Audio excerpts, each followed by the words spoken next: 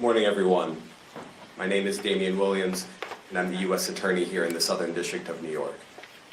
Today, I'm announcing the unsealing of a 3-count indictment, charging Sean Combs with racketeering conspiracy, sex trafficking, interstate transportation for prostitution.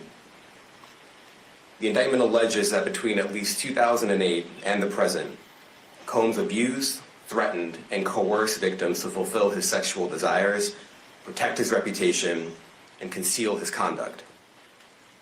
As alleged in the indictment, to carry out this conduct, Sean Combs led and participated in a racketeering conspiracy that used the business empire he controlled to carry out criminal activity, including sex trafficking, forced labor, kidnapping, arson, bribery, and the obstruction of justice. Let me say a little bit more about the charges.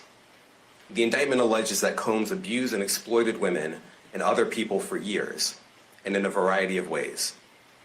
As alleged, Combs used force, threats of force, and coercion to cause victims to engage in extended sexual performances with male commercial sex workers, some of whom he transported or caused to be transported over state lines. Combs allegedly planned and controlled the sex performances, which he called freak-offs, and he often electronically recorded them. The freak-offs sometimes lasted days at a time, involved multiple commercial sex workers, and often involved a variety of narcotics, such as ketamine, ecstasy, and GHB, which Combs distributed to the victims to keep them obedient and compliant. As alleged, when Combs didn't get his way, he was violent, and he subjected victims to physical, emotional, and verbal abuse so that they would participate in the freak-offs, and that Combs hit, kicked,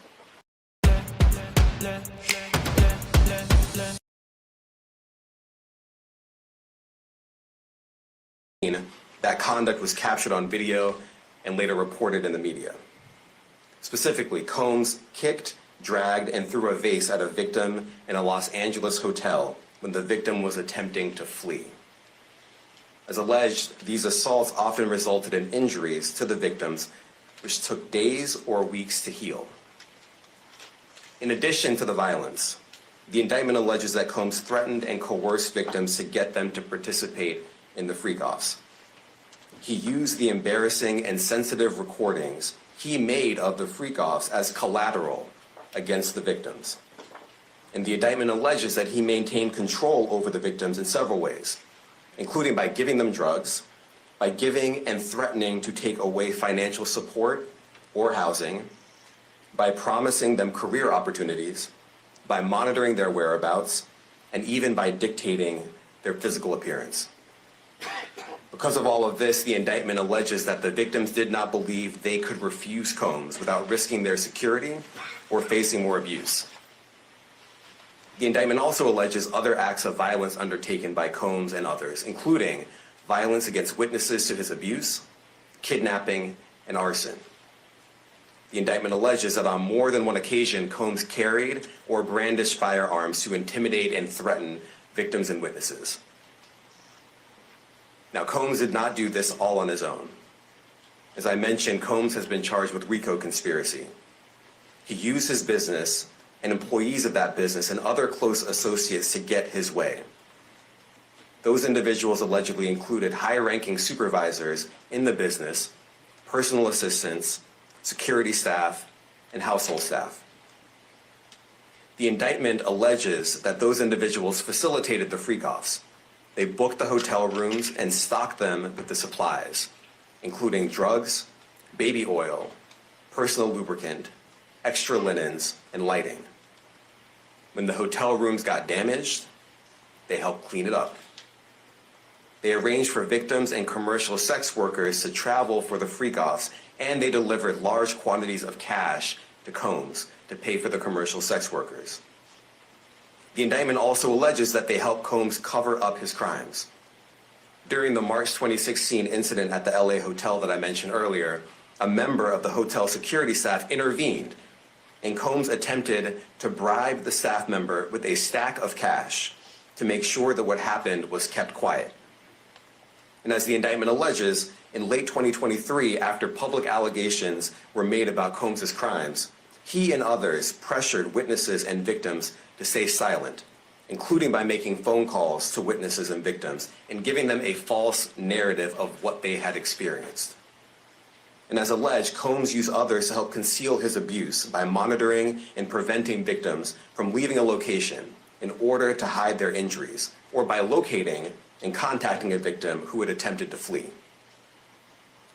As part of this investigation, in March of this year, special agents from HSI executed search warrants at Combs's residences in Miami and Los Angeles. They also executed a warrant for Combs's electronic devices. During those searches, agents seized evidence of the crimes charged in this indictment. They seized firearms and ammunition, including 3 defaced AR-15s and a large capacity drum magazine. They also seized evidence of the freak-offs, electronic devices that contained images and videos of the freak-offs with multiple victims. And they seized cases and cases of the kinds of lubricant and baby oil that Combs' staff allegedly used to stock hotel rooms for the freak-offs, more than 1,000 bottles altogether. Here are some of the items that we recovered during the searches.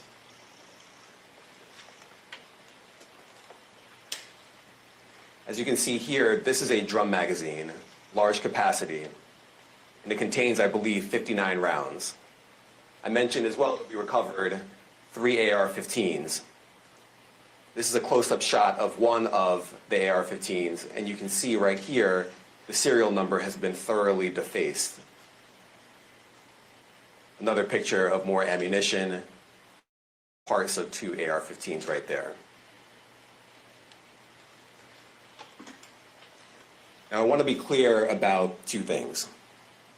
First, this office is determined to investigate and prosecute anyone who engages in sex trafficking, no matter how powerful or wealthy or famous you may be. No one should doubt our commitment on that. A year ago, Sean Combs stood in Times Square and was handed a key to New York City. Today, he's been indicted and will face justice in the Southern District of New York. Second, we are not done. This investigation is ongoing, and I encourage anyone with information about this case to come forward and to do it quickly. Anyone with information can call 1-877-4-HSI-TIP. I want to express my deep appreciation for the victims and witnesses who have used their voices and helped bring this criminal conduct to light. We would not be here without them. I also want to thank the dedicated case agents on the HSI Trafficking in Person Squad in New York. They have been with us since day one and have worked tirelessly on this investigation. They will continue to be invaluable partners to us. I also want to thank the incredible agents and analysts from SCNY who have also provided tremendous assistance on this case. I'm deeply grateful for their continued work. And finally, I want to thank the outstanding career prosecutors from SCNY who are handling this case. Meredith Foster, Emily Johnson, Chrissy Slavic, Madison Smeisler, and Mitzi Steiner, and their supervisors, Jamie Backleiter and Jacqueline Kelly. They are members of the Civil Rights Unit in our criminal division. We created the Civil Rights Unit when I became U.S. Attorney. I'm deeply proud of their work on this and so many other cases. I'll now take some questions. Eric Katursky, ABC. Thanks, Damien, thanks. The indictment describes aggressive, open, violent, hedonistic abuse that you say was recurrent and widely known. Why did it take law enforcement so long to intervene? How many women were victimized by Sean Combs, and how many others were involved? Look, our investigation is ongoing. We are committed to bringing justice to everyone who's been victimized by the defendant. I can't tell you why it took so long. I think the better focus is on the fact that we are here today. And we are committed to making sure that justice is done. Next question. Thank you. Julia Ainsley, NBC. Thank you for doing this. You said we are not done and that Combs did not do this alone. Do you foresee that there could be other charges related to this case? I'm not taking anything off the table. John Fisher, Newsday. What's the difference between the sex trafficking and promoting travel for the purpose of prostitution?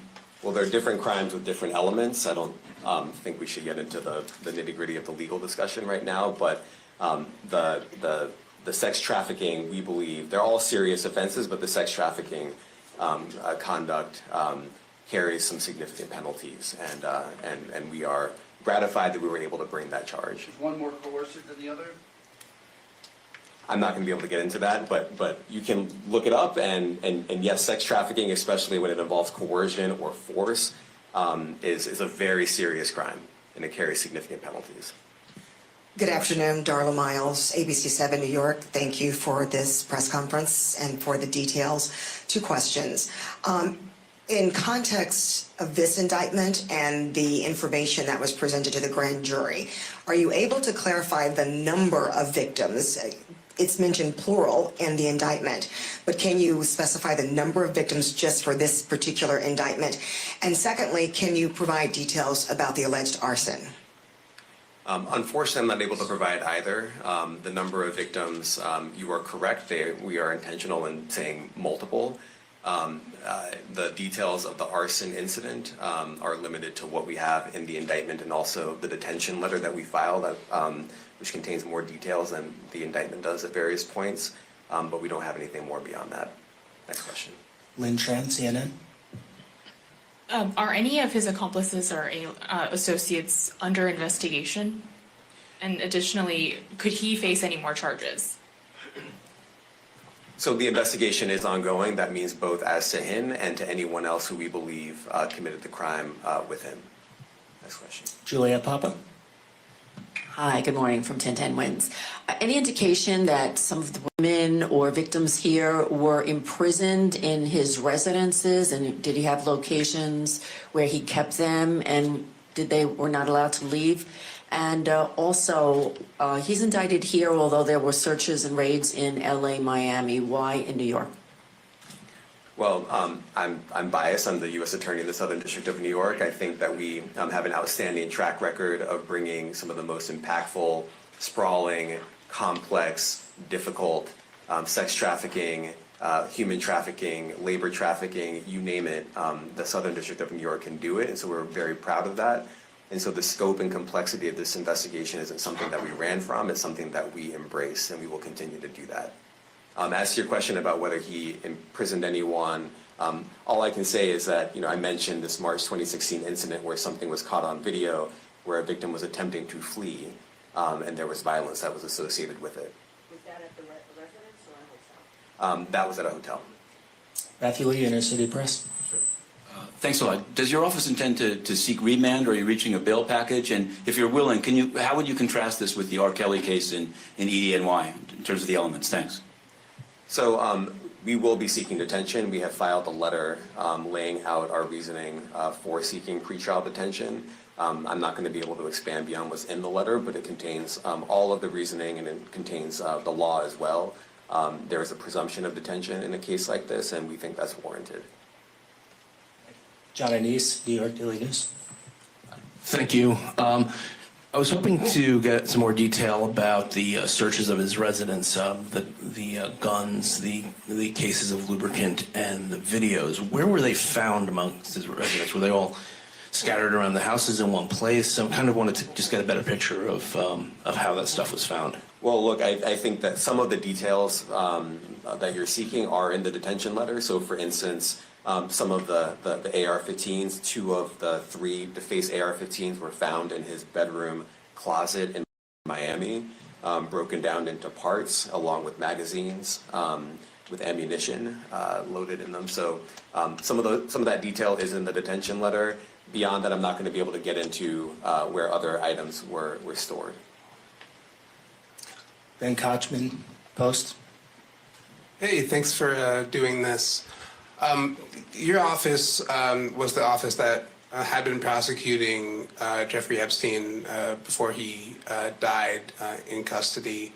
I have not read your detention memo yet. It's the first thing I'm going to do after this ends. But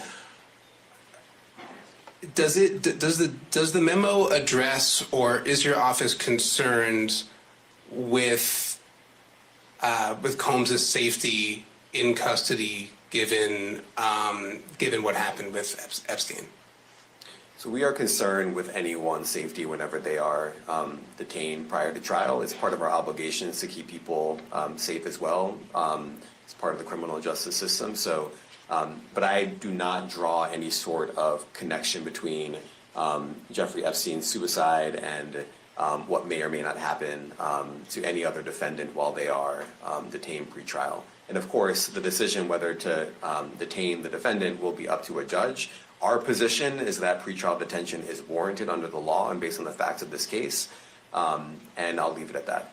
Are some of the prosecutors on this case some of the same prosecutors that had been handling that or that worked on the Maxwell case? So I'm not going to get into the staffing. I will say that this team, this group of AUSAs, this incredible group has been working on this case around the clock, and they've had their hands full. Next question. Gus Rosendale, NBC News. Good morning, sir. Combs' attorney said that his client has been cooperative with investigators. He said that this morning. I was wondering if you would have a reaction to that. Let me just say this. I think that generally with increasing frequency, the word cooperative or cooperating has taken on tremendous elasticity and it no longer really bears any relation to what the word means when we use it in a very specific context. So responding to lawful process and the like does not qualify as cooperation when we use that term here. Mike Sisak, AP. Thanks. To that end, was there any discussion of Mr. Combs surrendering? I understand he was taken into custody at a hotel in Manhattan last night, and maybe that wasn't the plan. Can you elaborate on how that came about and why that was? I'm not going to be able to get into any sort of operational details as to how he was taken into custody and when.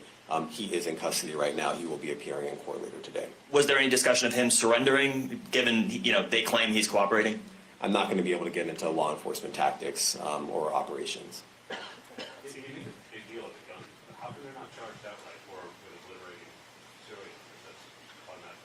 Well, I can't get into the charging decision. It is very meaningful to us that weapons were possessed, as we allege in the indictment.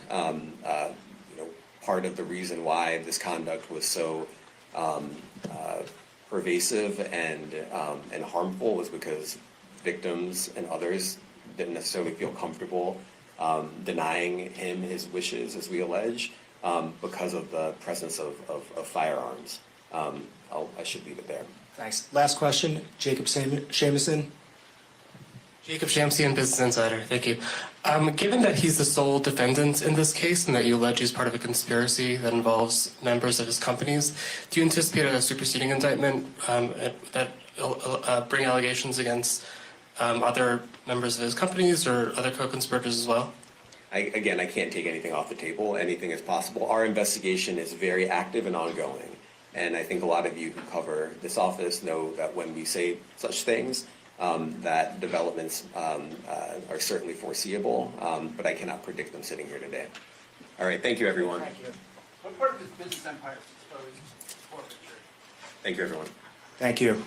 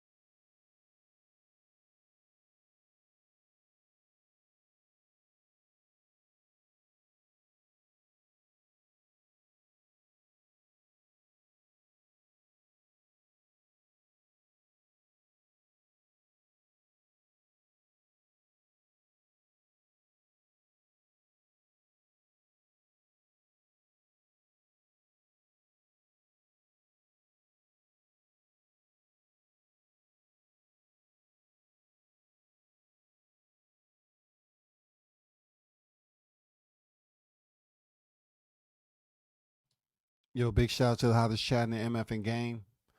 A-side official, no negotiation needed, period.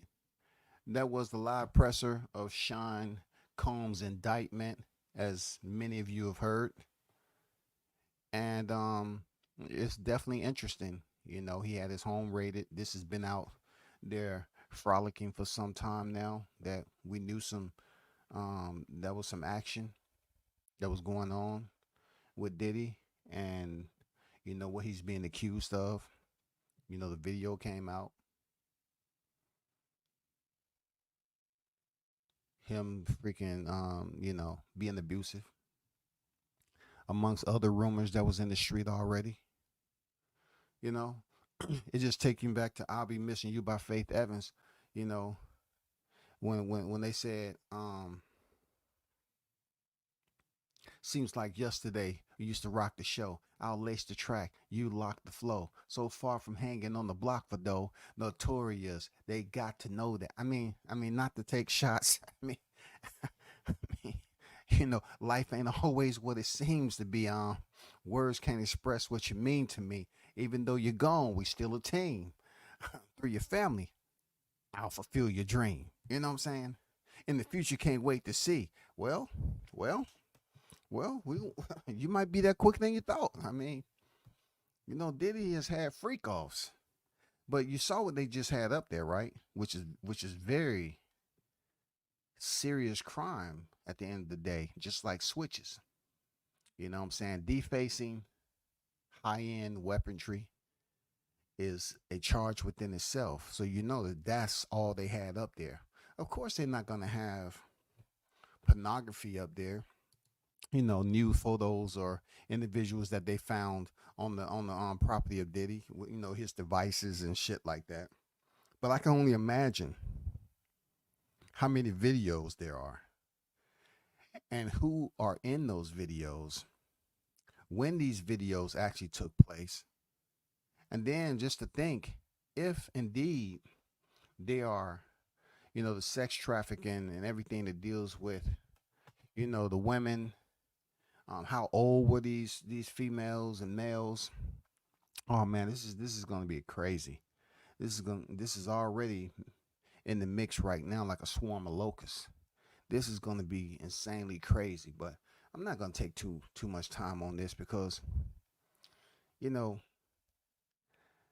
I've been deleted all my songs out of my playlist that had to do with Diddy. You know what I'm saying? Once all these people start coming out and shit, I say, man, I just didn't have no clue back in the day. I guess I was just listening more to the beat than the actual lyrics. You know what I'm saying? I guess I was just listening to the freaking beat and dancing to the beat rather than paying attention to the lyrics, nigga. In the future, can't wait to see you. If you open up the gates for me, reminisce sometime the night they took my friend. Try to black it out, but it plays again. When in real, feelings hard to conceal. Can't imagine all the pain I feel. Give anything to hear half your breath. I know you're still living your life after death. Goddamn Sean. Every step he take now. Ooh, every move he make. It's going to be right there telling the tales. Hey man, this is what we confiscated from your property. Do you know this person right here? Okay, talk about it. How did this happen? How old is he or she? What went down? It looked like they've been, they came here and told us that, they was subjected to abuse, both mentally and physically. You know what I'm saying? They was extorted. They was blackballed. They was threatened. This is gonna get crazy, man. This is gonna get crazy. I want to see how many people gonna come to Diddy's defense. I want to see how many people gonna come to his defense in dealing with a crime like this. Real talk. I mean, because obviously he has extreme power, influence over there in NYC. You know what I'm saying? So I'm just curious. Like I said, I'm not gonna take too much time on this because I don't really care. I want to wait to see how everything plays out.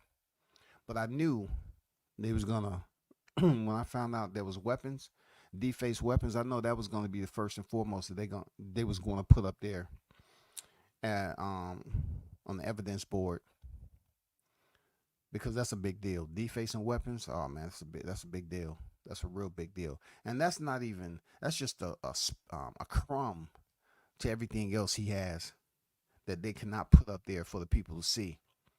You know, all the video, all the audio, all the pictures. You know what I'm saying? You can't imagine.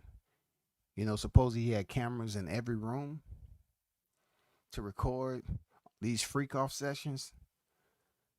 Man, what if it get to a point where some of the individuals on the freak off sessions, you know, they have to testify? What if they, you know, they sequester them to testify? What if this trial is made public? You know, when he goes to trial, it's made public. So, I mean, this is gonna get crazy, man. I'm pretty sure it's gonna be some high influence coming into my, hey, what can we do to protect the image of my clients? They have made me aware that they may be on one of those videos. So I'm here, you know, to ask what avenues of approach, alternatives that we have, so that my client doesn't have to testify. I want to know what that representation is going to be like, seriously. But man, hold it down. Shout out to the hottest chat in the MF game, y'all. Until next time, peace. I'm out.